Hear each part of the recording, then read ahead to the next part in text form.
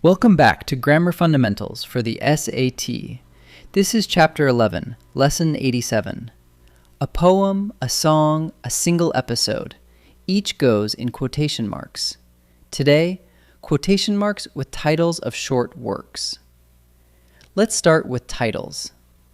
A short work goes inside quotation marks. Annabel Lee, the poem, gets quotation marks. Bridge over Troubled Water, the song, gets quotation marks too.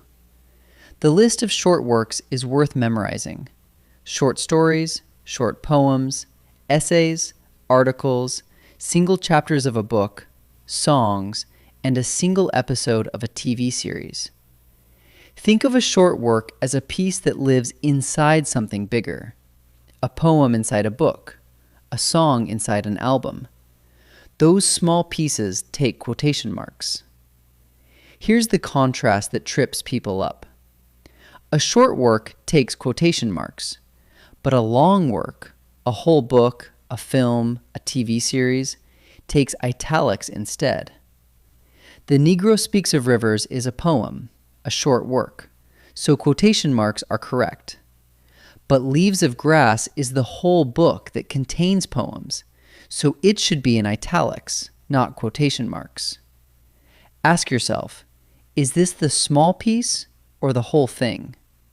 Small piece, quotation marks. Whole thing, italics.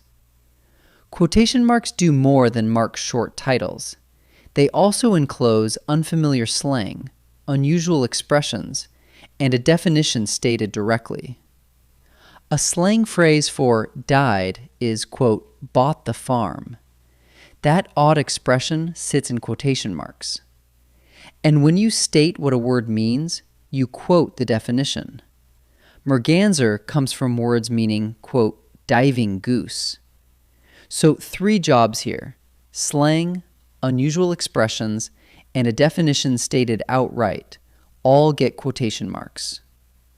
Last, where do the other marks go? A comma or a period always goes inside the closing quotation mark, every time.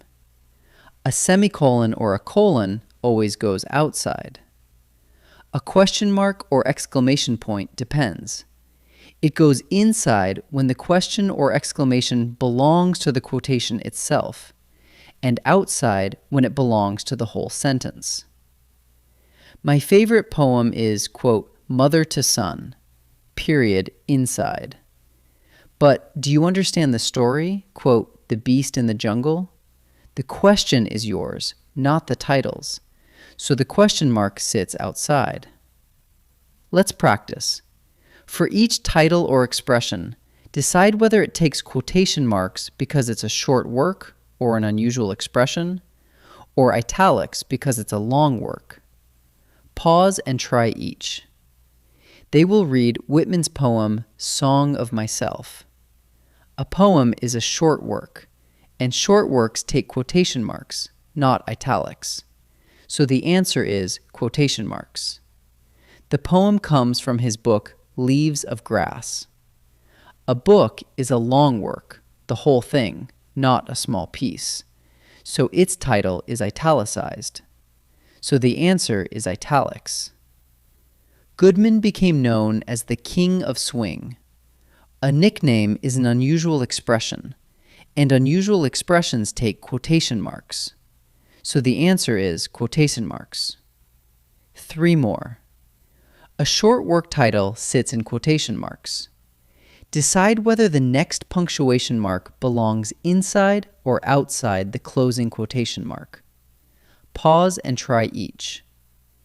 Alice Walker wrote the poem In Love and Trouble, semicolon.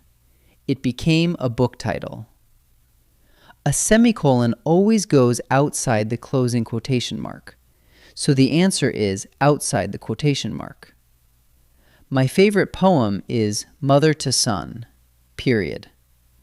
A period always goes inside the closing quotation mark, so the answer is inside the quotation mark.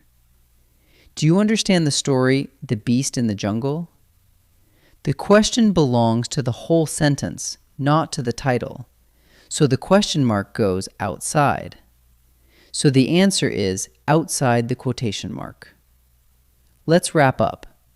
Titles of short works, poems, songs, short stories, essays, articles, single chapters, and single episodes all take quotation marks.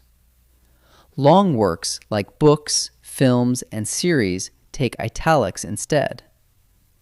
Quotation marks also enclose slang, unusual expressions, and a definition stated directly.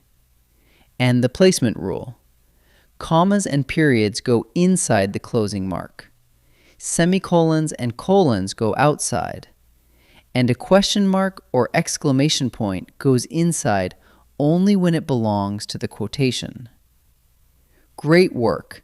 Next lesson, we turn to italics.